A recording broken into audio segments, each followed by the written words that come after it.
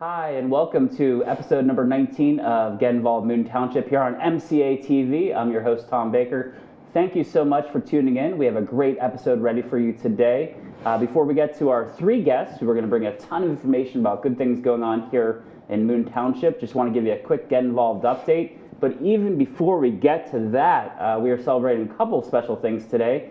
First things first, Allie Ford, the Director of Communications for Moon Township, our longtime partner and co-host and all kinds of good things. Allie Ford just had her baby. Congratulations to her and Matt. The baby's name is Sudden, and that's a beautiful, wonderful name, Sudden Elena Ford. So Allie, just want to send you a big congratulations. From the show perspective, we're celebrating our 40th episode today. You might say, hey, you just said it's the 21st. This is our 21st episode on MCA TV. Before we came to Moon Township, we actually recorded 19 episodes down at PCTV 21 in the city of Pittsburgh on the north side, and had a really good time there. We were a Jefferson Award-winning television show, and as some of you that watch the show know, we've come in second place the last 3 years for Best Talk Show, so kind of the Susan Lucci of public access. We're having a good time doing it, and we're very thrilled that you're all tuning in here today, and it's going to be a special day here in the studio. Get Involved is doing well. We're about to have our 75th Power Hour later this month. It's got a focus on self-care. Our last few Power Hours have all been virtual, but we've had really good participation. At the last two, we had a combined 3,000 people tune in, which we're really proud of, we're really happy with.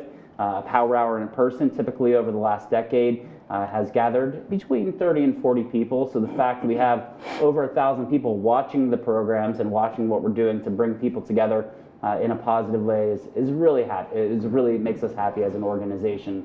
I do also want to update you on the Service Summit. Our 12th annual Pittsburgh Service Summit will be coming up later this fall. Nominations will go out shortly for all the different awards that we present at the Service Summit. As you might remember, our 10th annual Service Summit was the last one that we had in person.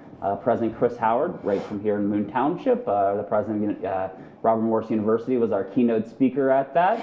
At our 11th Service Summit, actually, Allie Ford, who I just mentioned, and her baby, she was one of our Western PA Rising Stars. So a lot of good correlation to Robert Morris, a lot of good correlation here to Moon Township as well, too, and that'll be coming up just later this year. Do just want to spotlight as well the Coro Center for Civic Leadership. We had a joint mixer with them recently, virtually. It was a learning and leadership opportunity for the Coro Center for Civic Leadership, in which myself, Melissa Seaman, and Jenny DeHart, so our president and vice president of our board of directors for Get Involved, they helped me out, and we presented to the 2020-2021 Coro Fellows and got to share with them best practices of how to get involved in the community and get active. I've often credited the Coro Center for Civic Leadership and playing a big role in both my life and my wife Erin's life of keeping us here in the region. I did the Emerging Leaders in Public Affairs program. It's hard to believe this, but it was 17 years ago. Just graduated about 17 years ago this month, which is pretty remarkable. But it was a great program. First place that my wife worked out of grad school as well too. So Coro, we are happy to work with you. And for all the groups out there that might want to collaborate or partner with Get Involved, please definitely feel free to let us know in the future. Other than Coro, the other biggest group that kept us in the region was PUMP, the Pittsburgh Urban Magnet Project. And PUMP, and we're one of the co-sponsors on this, is starting an initiative called Lead the Change. Lead the Change is all about getting young professionals to serve on boards, commissions, committees. It is truly what we are all about as an organization. And PUMP, we are thrilled to be one of your partners on this, and we'll be certainly getting the word out in the next month or two about Lead the Change. Brian McGee and everyone at PUMP, thanks for including us. So that's a little update with Get Involved. I am thrilled to have our headliner guest here with us. It's the Vice President of Robert Morris University, the Director of Athletics, an RMU alum of the class of '94, Chris King. Welcome to the program. How are you, Chris? Good. Thank you for providing this opportunity for me to be here today. Congratulations on the 40th episode. I know, right? 40th overall. You're the 21st as a sports guy, and as we're about to kick off baseball right now, a little Clemente reference too, so with the 21st episode. But congratulations on all the good work you're doing at Robert Morris University. I think the last time that we were in a space together was actually at that NEC championship game. All the students kind of rushed the clubhouse there a little bit and got on the court, and it was a special day, certainly. I know you've had a couple big events, you had a sellout with Pitt. You had that huge game with St. Francis where you guys punched your stamp to the March Madness, which then did not happen. Yeah. But a lot of good highlights going on already in your young career as an RMU AD. But let's go back to the beginning. So we're going to go back to '94. We're going to go back to graduating from Robert Morris. I know you've been an AD elsewhere before here. Maybe for anyone watching the show that's kind of interested in a career in sports management and business, if you don't mind, Chris, tell us a little bit about what interested you in this career and kind of how you got to where you are today. I had actually started college at Barron College, Penn State Barron. Yeah, up in Erie. Yeah. Played basketball there for 2 years, and but more kind of sat the bench for a year and a half and decided it was probably time for me to get a little more serious about my career. And I probably wanted to coach basketball in college. Wanted to be in athletic administration. Wasn't really kind of sure what direction I wanted to go to, and I ended up kind of researching the sport management programs and ended up transferring into Robert Morris University. And probably is the best professional decision.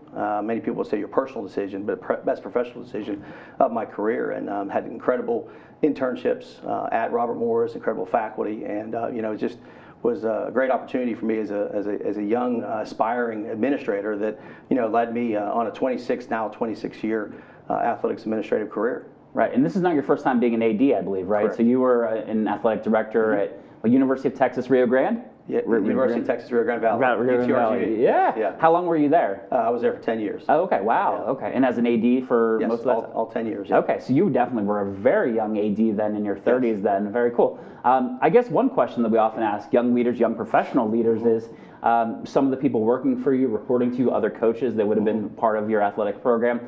As a young professional, how do you get kind of everyone on board with your vision and your leadership when you are a little bit younger than a lot of the folks that you're managing? Yeah, well, I think the first thing is you have to have a common purpose.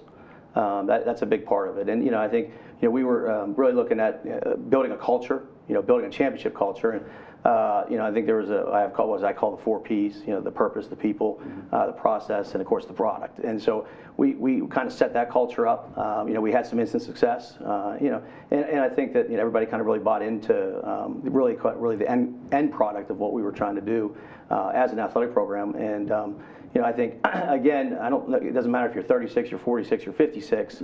I think I brought a lot of energy and passion to the position.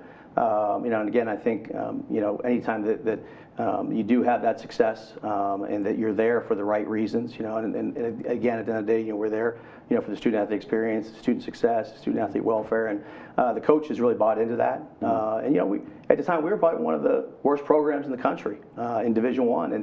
And over a 10-year period of time, we kind of really climbed and elevated that program. And, we had, I think, 7 teams in the top 100 by the time I left. Nice. 10 years later. And so it wasn't me.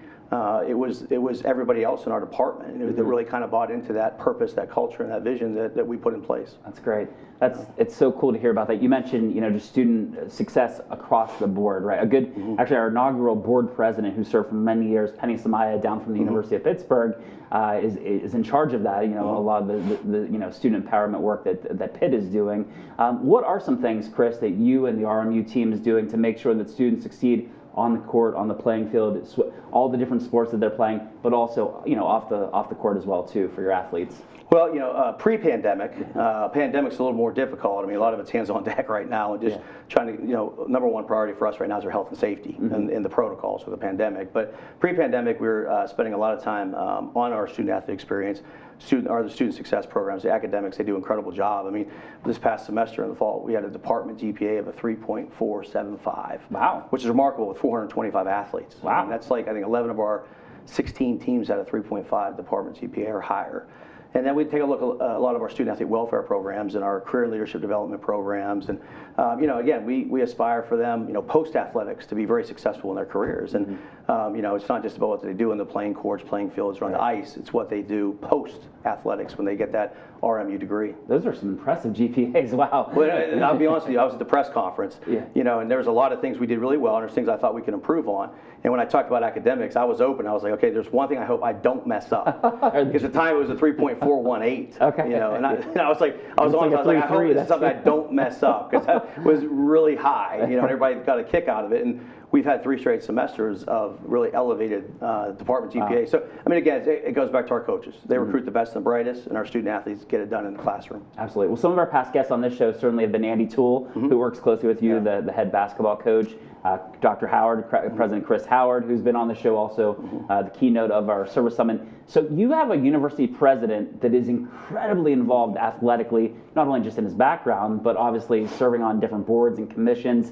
How is that, as an AD, working with a president who is so intimately involved in sports? Yeah, well, I've known Dr. Howard, and I call him Chris personally, but Dr. Howard publicly, right? And I've known him even as an alum. You know, I came back 3 years prior to the job opening, and I've been involved with the sport management program for a number of years. I've been on the board of advisors, and I came back and actually did a keynote speech for the school business, and I got to know him there. He actually introduced me, and then we spent an hour, and we just started talking about books and leadership, and we hit it off. And so we kept in touch through the years, and then when the job opened, he had reached out to me, and then it ended up where I ended up, you know, becoming the athletic director. And I will tell you that even though it's my alma mater, it's my home area, I grew up here, from here, you know, my kids get a chance to grow up around their family. If he wasn't the president, you know, I mean, he was really the reason that took it over the top for me to leave. Because UTRGV, I loved UTRGV. We did a lot of great things in 10 years. But Chris Howard, he's just very charismatic. He's fun to work with. You know, he's at all the games. You know, he and Barbara, his wife. I mean, they're again. Some people, I think, some athletic directors, they shy away from their presidents. We want our president to be involved. Right. Absolutely. You know, I mean, it's like a non-negotiable. I tell him I want him involved because, again, it takes some pressure off of me as well because he's such an incredible leader. And when he's in the room, it's a, you know, they always call us Chris and Chris. Right. The Chris's. You know? Yeah. I've heard that about you guys. Yeah. And then I always crack the joke, but there's only one king. And then he always comes back and he says, well, remember, there's only one boss. It's not your paycheck. So he always wins out. That's fair. Everyone's got a boss in this room. That's very good. Well, you know, it's been, you know, just being the county councilman out this way and being there for his inauguration, he's brought such vibrancy to RMU. It's been just a really incredible era for RMU in general, certainly, and congratulations on all of your success. We were talking on the walk up here to the library where the studio is out of about a typical weekend. So a weekend for an athletic director, you got sports going on here in the airport area, you got sports going on all across the country. What is kind of a typical, I'm sure there's not a direct answer to this, but what's the typical like day in the life or week in the life of an athletic director at the collegiate level? Yeah, I mean, you know, there's 22 areas of oversight, 16 sport programs, so there's 38 areas of oversight. We have 77 staff members, you got 425 athletes. So, you know, it's a pretty big area of responsibility, but, you know, you have your associate or your senior associate ADs, you have your head coaches that are your CEO of your programs. But you have about 150 home events a year. And then, of course, for an athletic director, there's a lot of community events. There's a lot of fundraising events. There's a lot of other special events. There's community involvement, community relations that you have to do. There's fundraising with donors. And so it does take up a lot of your extra time. And then somewhere you got to squeeze your family in, too. Right. So, and you get 2 young kids here in the Moon School District. That's right. Yeah. Being an athletic director is not for everybody at the college level. It's just not. And you just have to know that going in. You know, it's my 12th year doing it. You learn something new every day. You fail every day. It's no different than if you're a CEO of a company, you're a senior VP, a vice president of a company. I mean, there's a lot of similarities in those roles where, I mean, you know, again, you earn your money. I mean, it's all hands on deck many times because it is 7 days a week for a majority of the year. Are you ever allowed to wear not the RMU colors? I choose not. I choose. I mean, you won't see me in Nike or Adidas because, again, we have a contract with Under Armour. Under Armour, right? So I'm very proud of that. I'm very proud of wearing the RMU colors. And, you know, many times people are like, who are you rooting for? You know, in the NCAA tournament, Gonzaga, Baylor. Hey, I'm 100% concentrated, tunnel vision on RMU basketball. Yeah, very good. You know, those are the things, and that's really the truth. I mean, it's. Again, you're all in when you're an athletic director at Division I level, all in. That's awesome. Obviously, incredible success of the 2020 season, the 2019-2020 season, and that was a special night. Take us through that first year, though. And I mentioned the sellout with University of Pittsburgh and you guys at RMU, and then the St. Francis game. What were some of the highlights of that brand new, beautiful, lovely, incredible facility, and what you're able to do there as a sports program? Well, I'll start off by saying that the university did an incredible job, and you know, I inherited that building. Right. There's a lot of people that did a lot of hard work to make that a reality. You know, Morgan and Kathy O'Brien, of course, and People's Gas and UPMC, the founding sponsors. You know, Dr. Chris Howard, Matt Millett, and his team. There's just so many people that were involved in getting that incredible building open up, and so. You know, there's so much more to that building than just that opening night with Pitt and the conferences and the concerts and the events and, the excitement on campus. But, for me as the athletic director, I mean, it's one of those, when you have a night like Pitt and you open up and you're on ESPN and, you're the showcase, right? Yeah. You're showcasing RMU, you're showcasing this region. I mean, it's priceless, and again, it's just like all the other events through the year. It's elevating your basketball programs, your volleyball programs, and then it extends out to the rest of your programs as well. It puts RMU on the map. It's allowed us to make that transition into the Horizon League, right, to the Big South Conference for football, to some of the other conferences for some of our other sports, to elevate their profile, right? You want to be on a national landscape and put your marquee programs in that position, and they did that. And of course, then it culminates with that incredible night, the NEC championship with St. Francis, winning it, the student body going crazy. And it was a wild night. And then of course a couple days later with the pandemic hitting, and all that momentum kind of comes to a stop, right. But we will recreate that momentum, and we'll get it going again. Any just stories of courage or bravery or just teamwork that you've seen during the pandemic with regards to maybe your athletes, staff, coaches? I'm sure you've probably seen some amazing things on campus with your different teams and your different programs during the pandemic. There's just been so much. I mean, from when it occurred, and just watching. I mean, just think about like the men's basketball team, the women's team who didn't get a chance to finish out and win the NEC tournament, the men's hockey team who the Atlantic Hockey Championships were shut down, all the spring sports, those seniors that didn't get a chance to play that senior year. Some came back, some didn't, right? And then, I mean, this is the way they handled it. And then they came back, and I mean, these protocols that they're under, these athletes in the pandemic, and I mean, there's just so much that they've had to take on. And and again, it's a lot as it is to be a student athlete, and then have to handle the pandemic and the protocols is a lot. But we've had some meetings of late and watching athletes go through this whole year, and then some of you get around Halloween, and there's sort of like where everything was kind of going well, and then Halloween hit, and you see all these outbreaks all across the country, all across campuses, and not just in athletics, and watching the athletes and how they handled that. Right, and so just you watch the maturation process, with the athletes, and then as you get into the spring, and everybody's competing at one time, they carry that with them, and some of the seniors who are on the captain's councils, and how they're mentoring those younger athletes to be responsible.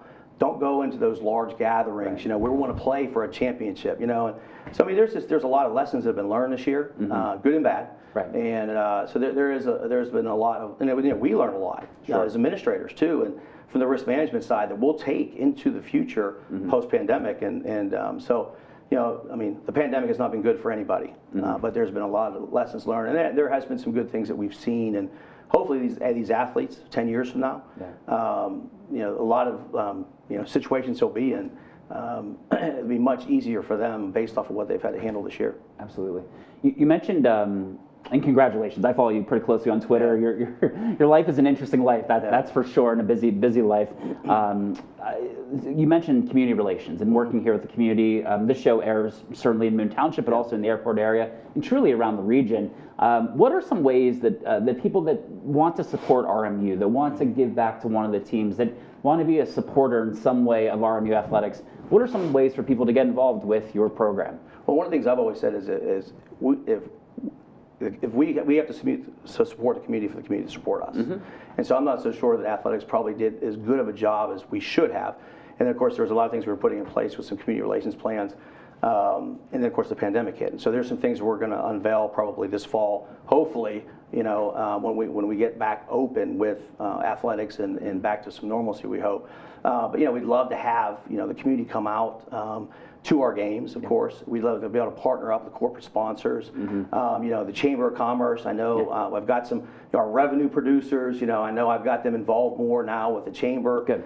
Some different boards, of course, developing partnerships, I think is always good. And, again, we want the community to come out to the games. We want them to come out to the concerts and the events. But we also want to be able to use our athletes and our coaches to be involved in community service activities as well. Right. We did 2019 and 20 year. We did almost 3,000 community service hours, 29 different organizations, and 39 events. Awesome. And I'd like to double that. Yeah. I mean, double it. Right. And so I just think there's so much more that we can do and give back to the community so the community will give back to us as well. And so I just think it's a great partnership. Any partnership has to work for both sides, and like you're explaining, that's a perfect way to look at it, and a perfect way to work together. What are the best ways, Vice President King, for people to keep in touch with you or to follow you on Twitter or the athletics department? You can follow me on Twitter. It's Chris King _AD. AD, that's right. Yeah. And of course they can always follow us up on GoColonials.com, and then we have a new game day app that you can follow. You can go up on GoColonials.com and download the game day app. It gives you all the up-to-date scores and highlights and promotions, and then once we team up on these partnerships, a lot of different promotions and updates and all those different things. And awesome. So we're gonna really get that information out and promote RMU athletics quite a bit more than we've ever done this next upcoming fall season. That's great. Well, congratulations to you on a successful start to the career here back at RMU.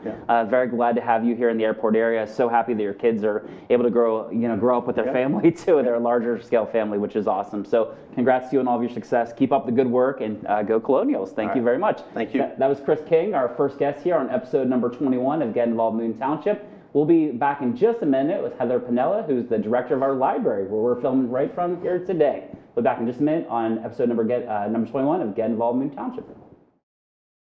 Welcome back to episode number 21 of Get Involved Moon Township here on MCA TV. I'm your host, Tom Baker. Hope you enjoyed learning from the Vice President of RMU, Chris King, who shared so much interesting information in our first segment. Right now, we're joined by Heather Piniella. Heather's the director here of the library in Moon Township. Yes. How is it going at the library? First things first, happy Library Week in Allegheny County. Thank you. So as we're recording this, it is your week. Yes, so. It's our favorite holiday. That's right. Very good. Very good. So how are things going here at the library?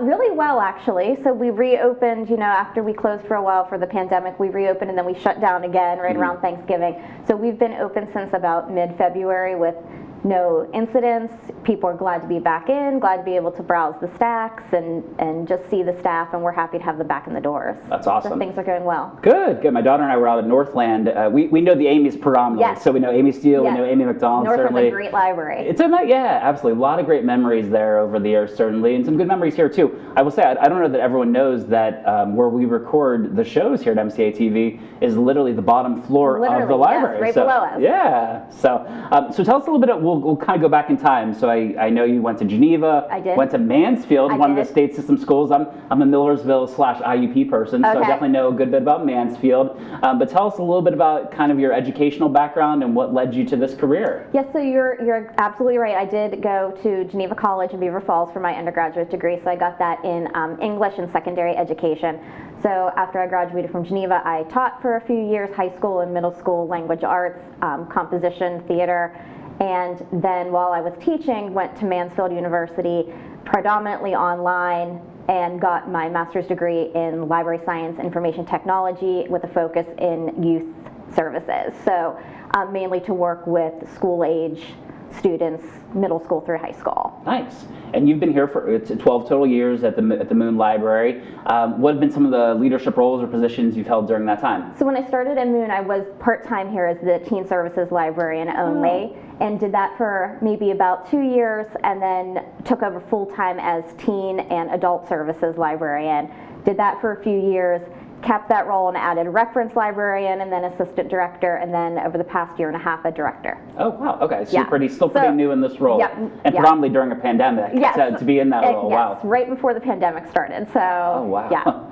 And what you mentioned a lot about teens there in your background. What are some things, for teenagers that say, I don't want to go to the library? What are some things that teens can do, during your time in those roles or current day? Like, what can teens do at a library? Yeah, so especially now with the pandemic, I think it's really changed the way that we and every other public library is working. So we're focusing more on things that you can kind of like grab and go. So those like impulse buys at the grocery store, we have those now at the library. So you can walk in and grab a bundle of books. If you don't want to, stand around and look, you can walk in and grab library staff recommendations, or we have a lot of grab and go kits for the teens. So one of the things that we do every month is a mug magic kit. So they come and they get all of the ingredients for a mug recipe that they can make in the microwave at home. We have instructional videos online that go with that. We have craft kits they can pick up. We have movie bundles. We have a lot of different things that they can come in and just sign up for and grab, and that way you don't have to stick around in the library. You can do it on your own time, but it's still something fun to do that we've given you all the supplies for.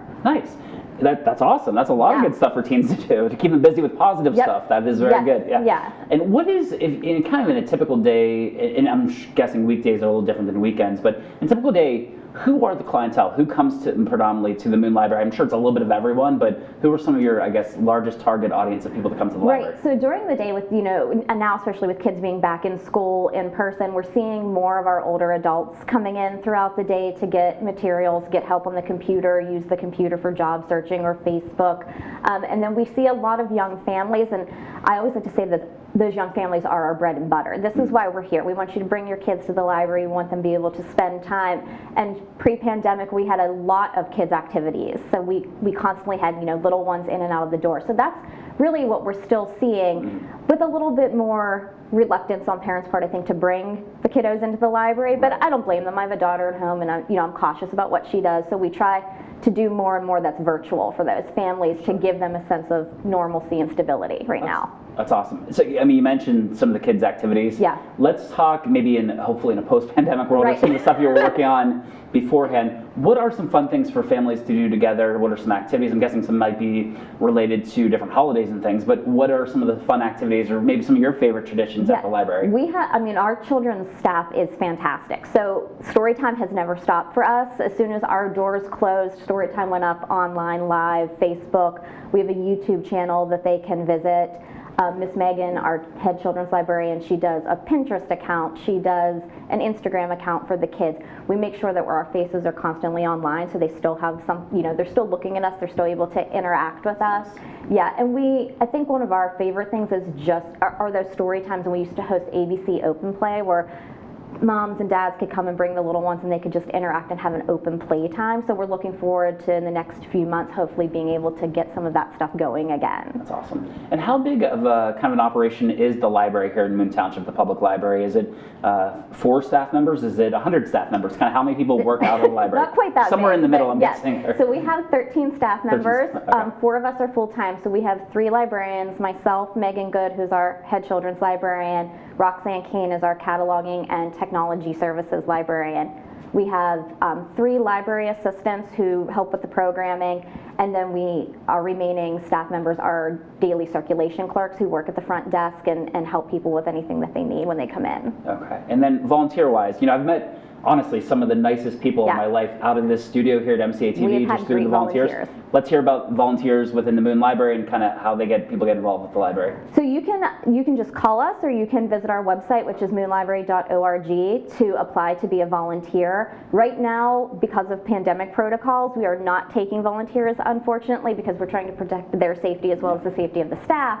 But you can always call us, and we'll schedule time, and we work with anyone from middle schoolers all the way through our senior citizens. So we want people to come into the library and be able to help out when they can. That's nice. At North Hills Community Outreach, I always say that we have volunteers that are 14. We've got volunteers that are 84. Exactly. It sounds like you're pretty. Right. And sometimes those 84-year-olds are the best volunteers. Absolutely. That is very true. They really love the library. So we're looking forward to when they can come back and start being helping hands again. That's so nice. And tell us, if you don't mind, Heather, a little bit about days of the week, hours, how open is the library? Right now we're open Mondays through Thursdays, 10 a.m. to 6 p.m. We're open on Saturdays, 10 to 3, and Fridays, 10 to 5. Prior to COVID, we were open on Sundays. We've cut back a little bit because with the toll that the pandemic took, our budget isn't quite where we'd like it, so we've had to cut a few hours here and there, but still trying to offer the best service we can. Gotcha. Okay. That sounds good. The library itself, too, there's a lot of ways for people to come and visit and spend time there. Exactly. Are there other ways that people can support the library beyond volunteering? Do you have fundraisers? Are there different events going on? We do have fundraisers, so we're looking to get some more fundraisers going in the summertime when we can be outside a little bit more.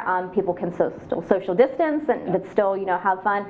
You can always contribute monetarily through our website or just by walking in, to the main desk and seeing the staff. We have had a great response from the community throughout everything with COVID and stepping up to the plate and really donating and knowing that there's a need for that right now for public libraries with all the revenue we lost. Okay. So you can always come in, donate books for our annual book sale, or just pop in and say, hey, do you have anything you want me to cut for kids crafts, or any type of volunteerism we really appreciate. I was lucky enough to serve on the ACLA board for a couple years, and one thing I don't know that everyone in Allegheny County knows this. If you get a book here in Moon Township, you can return it back at the Northland Library. You can return it. You can return it at different libraries. Can you tell us a little bit about that system and how it works with getting a book one place or an audiobook and then dropping off somewhere else within the ACLA system? Yeah, so we operate as a consortium of libraries throughout Allegheny County. So some are Carnegie libraries and some are just county libraries, but we all fall under the umbrella of the Allegheny County Library Association. So we have a set of shared services to try to make things easier for patrons so that they can share materials. So anything that you wanted, we could borrow from another library, and it goes to a sort center and a shipping center, and then somebody drives it here to our library and we get it to you. You can return items to us and we'll send it back to Northland or West Allegheny or Swickley. So we just have a set of shared services to try to allow patrons from all over Allegheny County to share a set of resources that the library provides. That's awesome. Well, please count my family and I in for any fundraisers you do this year. Thank for you. sure. We will. We always enjoy Fall for Your Library. It's the event that Amy McDonald and the crew out at. Yeah, and we usually do Moonshine, which is something similar. So that's our wine event that we usually host in the library. Unfortunately, with COVID, we weren't able to do that, but hopefully in October we'll see that again. Okay, very good. And what are the best ways for people to keep in touch with the Moon Library? Facebook, social media, website? We have accounts on every social media outlet you could possibly think of. We have a YouTube channel, so if you just visit our website at moonlibrary.org or give us a call at 412-269-0334, or even just pop on your face mask and come on over and visit us. We will help you with whatever you need. I thought you were going to say pop on the Facebook and you said face mask. You can pop on Facebook too. But either one works if you want to get connected to the library. That's right. Very good. Well, Heather Piniella, congrats on the great work. Thank you. You've certainly come into this leadership role during the toughest time possible, but from everything I've heard, you've done a wonderful job. Thank you. So keep up the good work, and thank you for all that you do to keep people reading and learning and growing together here as a community. Thank you very much. All right, that was Heather Piniella, our second guest. Up next, we'll have Lynn Colosi, and we'll be back in just a minute on episode number 21 of Get Involved Moon Township. And welcome back to our final segment here on episode number 21 of Get Involved Moon Township on MCA TV. Thanks again so much for tuning in and spending some time with us. Our final guest is Lynn Colosi, who is the director of the Moon Transportation Authority, MTA. Lynn, welcome to the show. Good morning. Thank you for having me. It's nice to see you here in the studio. We had met once or twice before in person for some good strategy meetings to figure out how the county and the MTA can work well together. How are things going with the Moon Transportation Authority? Things are going great. Residents may have noticed that the Thorn Run interchange is open. Big construction project that the MTA recently completed in August 2020. Was a $10 million project that included new off-ramps and on-ramps and new signalized intersections, and I go through there a couple of times a week and it looks like it's really working well. We have positive feedback about it. Good. Now you have a governing board of 5, as does Moon Township itself with the 5 supervisors. Tell us a little bit about kind of how you function as a form of, I guess as an organization. So you have 5 board members that work with you? Sure, yes. Moon Transportation Authority has 5 board members. They are appointed by the Moon Township Board of Supervisors. Okay. 2 representatives from the school board. So Moon Area School District nominates two members of MTA's board, and the Board of Supervisors approves them and appoints them. The Board of Supervisors appoints 2 representatives on behalf of the township, and then the Board of Supervisors appoints 1 at-large business person. So that comprises the 5-member MTA board. The MTA does not have any employees, so the board governs all of the tasks that MTA undertakes. They administer the MTA and do so by way of contracts. So, for example, I'm the director of Moon Transportation Authority by way of a contract that MTA has with Delta Development Group to administer and be the executive director of the MTA. I have to be honest, when we got to know each other a couple years back, that was confusing to me at first. So, you were not an employee of the MTA, you work for Delta Development Group. For Delta, that has a contract that's reviewed every year, every January. As well as the consultants that do MTA's planning work, engineering and design and construction are also hired by contract, by competitive bid contracts. Okay. So no employees, but consultant contracts. Yeah. That's very interesting. You mentioned a couple of the different ways that people get appointed to this board and confirmed for this board. I mean, we are get involved, right? So one thing that we're always looking at is how can people get nominated for commissions or committees or boards of directors? So people, they would reach out to a school board member or the superintendent, or on the supervisor level, would they reach out to Don Lane? Who were some of the main people to get in touch with if somebody is interested in getting involved with the MTA? Okay, a couple of things. First, I think anybody who's interested should go to MTA's webpage, which is a page on Moon Township's website. On that page, it lists MTA's board members and the expiration of their terms. Gotcha. So anybody who's interested in representing on behalf of the school board should probably attend a school board meeting and present to the superintendent and the board their interest. The same thing with the Board of Supervisors at the Township Board of Supervisors meeting. Absolutely. And I've been to a school board meeting here. I used to be on the school board in the North Hills. School board meetings are not scary. They're an interesting thing to be at, certainly. So, well, I guess usually not scary. But they're a good way to get involved in the community and learn about what's going on, actually. And certainly during COVID and beyond, I mean, it's even more accessible to watch these meetings online and to check out all the things that are going on. How often does your board meet for the MTA? Coincidentally, our board meets Monday night, the first Monday of every month, which is today. Oh, right. So, okay. As we're filming this. Very nice. Right, yeah. Okay. We meet. You have your meeting tonight then? 6 o'clock. Okay. All right. MTA resumed in-person meetings in March. So tonight's meeting is in person as well. But we hold those in the largest meeting room in the township office building. So when you walk in the township office, straight ahead in that room, that's where we meet because it's the largest and we can spread out. Oh, that's good. Very good. And tell us a little bit about your career. So, I mean, we talked a little bit about Delta and this role as the director. What is kind of your professional background? What led you to here in your life professionally? So, I have a background that doesn't mix or match. Okay, gotcha. More mixes than matches. I grew up in Baldwin and graduated from Baldwin High School. I went to Duquesne University and I got a degree in journalism, focusing on broadcast journalism. Nice, okay. Yeah. You should be running the show then today, yeah. Hey, maybe I'll take you up on that. Whenever you're sick or out of town, I can be your guest host, right? Yeah, that's a good plan. Worked at the Post-Gazette for 4 years during college, and then found my way into public transportation. Worked at Port Authority of Allegheny County for 14 and a half years, so I have a transportation background. And while I was at Port Authority, I thought that would be my career, so I got a master's degree in labor relations. Port Authority has a pretty big union presence with their drivers and maintenance folks. But after 14 and a half years, I left. I started my own company in public transit consulting, and then merged that business and my contracts with Delta Development Group. Gotcha, okay. So that's how I end up in Delta, and I've been there since 2013. Oh, great, okay. Very interesting career. That is, I guess, but you learned pretty early on that this area of focus of transportation was going to be a big part of, I have a podcast with NHCO, and we just had Catherine Kellerman on. It was fascinating, honestly, to hear her story and how transportation serves the public good in many ways, right? And I think that was it was an inspiring story to tell. What have been some of the most inspiring moments in your career? Maybe the biggest success stories that, I guess when you lay your head on the pillow every night, you're just really incredibly proud of the work that you did on these projects. I think what catapulted me into actually having a career was my work at Port Authority under then Executive Director Paul Skatelis, who really enabled employees to be solutionists and think out of the box. And even though I worked for a public transit agency under Mr.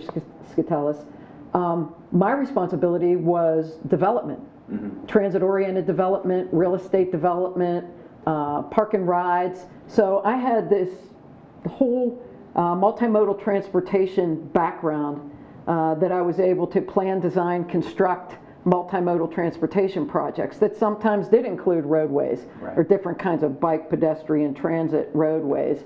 And because of him and because of Port Authority permitting me to do that at a younger age, I was exposed to all kinds of people throughout local government, city, county, PennDOT District 11. So, I'm in my 50s now, but back then when I was in my 20s, I met a whole bunch of people at those different agencies that were also starting their career. So then we all kind of grew up together and became decision makers together, and I rely on those folks a lot now where I am in my current stage of my career, because they've also evolved as well. That's nice to hear the positivity of networking, right, and just getting to know people. We have a few great groups out here in the airport area. We have certainly a very vibrant chamber of commerce that's wonderful, the airport chamber led by Chris Heck. But there's so many good ways for people to meet each other out here. And you're talking about in your career kind of how the relationships have sustained, and kind of you can help them, they can help you with it. It kind of helps everyone, which is really a positive and good thing. I will say, before I got on county council, I did not realize how important public works was, how important transportation was as it relates to constituents.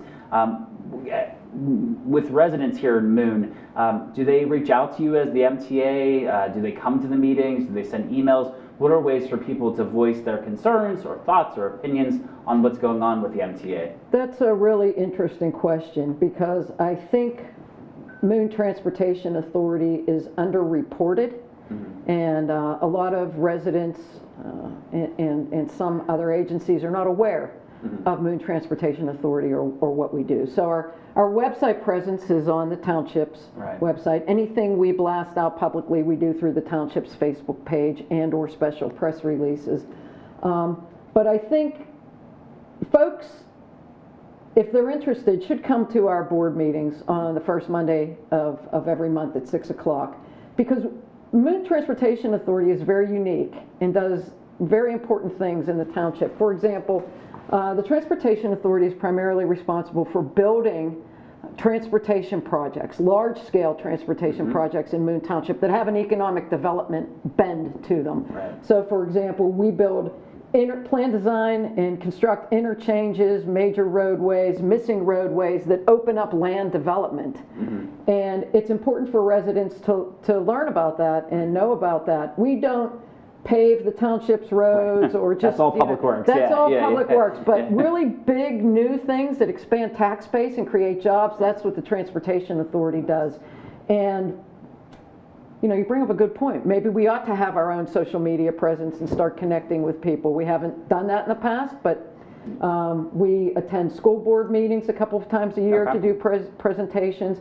We attend the Board of Supervisors meeting a couple of times a year to do presentations. And then we have our own, you know, every month, once a month. But I think it's important for residents to connect, and it's more important for me to, you know, blast information out there. Yeah, well, it's a two-way street, right? And we've learned that even from our previous guests, right, on this episode. And Chris King was mentioning that. It goes both ways, right? You have to be a good partner of the community, and then vice versa. The community comes back and works with you. So has the pandemic affected the MTA at all? I mean, the pandemic's affected everyone, certainly, but have projects still been going? Has work still been getting done? You mentioned the $10 million project. That's a big, you know, a big thing that certainly happened recently. So the pandemic affected us in two ways. The first, just like it affected everybody else, the board started meeting virtually just to be safe. So that was one thing that impacted us. But the second was in the middle of construction of the Thorn Run interchange, the state, the governor's office, shut down construction projects. And so Thorn Run interchange, we partnered with PennDOT District 11 to construct that job. And so when the state shut down, the interchange project shut down for 2 weeks. Fortunately, we restarted quickly. The governor back in, at that time, that was last April, a year ago, frankly, the governor restarted about 61 projects throughout the state that were important. That was one of them. So we were shut down for 2 weeks. Our contractor lost funding because they were mobilized and couldn't use their equipment for other things. So we collectively lost, between us and District 11, $67,000, $70,000 worth of expenditures that the contractor absorbed that we'll have to reimburse them. But that was one way. Okay. And then just in general, when you're describing the airport area, and specifically Moon, right, because you're hyper Moon focused, which is a good thing to be, obviously. When you're describing Moon to friends and colleagues from throughout the county, how do you describe how things are going here in Moon? What project, you know, what are some ways that you kind of share your story with your colleagues and your contemporaries across the county and across the Commonwealth? So I have other clients besides Moon Transportation Authority, but Moon Transportation Authority is one of my favorites and gets me juiced because of the array of projects that it has. You know, we have a Thorn Run construction project that we just completed, but also there's some interest that private investors, private development is interested in Marketplace District off of Montour Run Road. And so what excites me about Moon and that I communicate relative to MTA is we have an opportunity to create a live and work space. We have the ability to create residential housing and new jobs where people can move out here, particularly the younger generations, and they can stay out here. They can go to University Boulevard. They can go to the airport to the jobs there, or University Boulevard to the retail and the restaurants there. We're creating our own, partnering with private investors at Marketplace to do that. There's the Montour Trail. So there are all kinds of different things we can attract people if we work together with us putting in the infrastructure, and then private investors building the vertical development, that we can create a way that Moon Township can thrive and sustain in the future as a live, work, play area. Wonderful. Well, there might not be a better way to conclude then. That's very good. So thank you, Lynn. Best ways to keep in touch with you, you mentioned it's right on the website, right? The Moon Township website has a page to the MTA so that people can connect with you there. And your board meetings are once a month on these Mondays, right? On that first Monday, right? So very good. Well, Lynn, thank you so much. Congrats on a great career, and thanks for all the good that you do with Moon. I know, being friends and colleagues with some of the supervisors here, they certainly, and some of your board members, appreciate the work that you do to help Moon Township. So, well, thank you. I love working here. All right, excellent. All right, thanks, Lynn. That was Lynn Closey, the head of Moon Transportation Authority, our final guest on episode number 21 of Get Involved Moon Township on MCA TV. I will say, within all three of our guests today, hopefully all of you that are watching at home or watching online have learned at least one way that you can get involved in Moon Township. RMU, right? Do you enjoy sports? Is there a way to support the teams, to maybe sponsor one of the teams? Chris King shared that story as our first guest here today. Are you passionate about books? Are you passionate about learning? Heather Pinella did a great job, our library director here in Moon, sharing about ways that you can volunteer and you can get active right here at your library. Are you passionate about transportation, the future of this community as it looks, the roads that you're going on, all of that, and the economic development factors of the area as well too. Lynn Closey shared with you about that in the final segment. So hopefully you learned something that inspired you today, that educated you, that empowered you in some way to get involved in Moon Township and to get involved here in our region. We'll be back in just a few weeks with episode number 22. On that episode, we're going to feature the bigs of the year in Pennsylvania. Melissa Seaman will be on, Mark Bazilla will be on, Zandra McDonald will be on. The Big Brothers Big Sisters team is coming to the studio for that episode number 22 that we'll be featuring after this episode number 21. But for now, I'm Tom Baker. Hope that you learned something positive here today, and we'll see you next time on Get Involved Moon Township.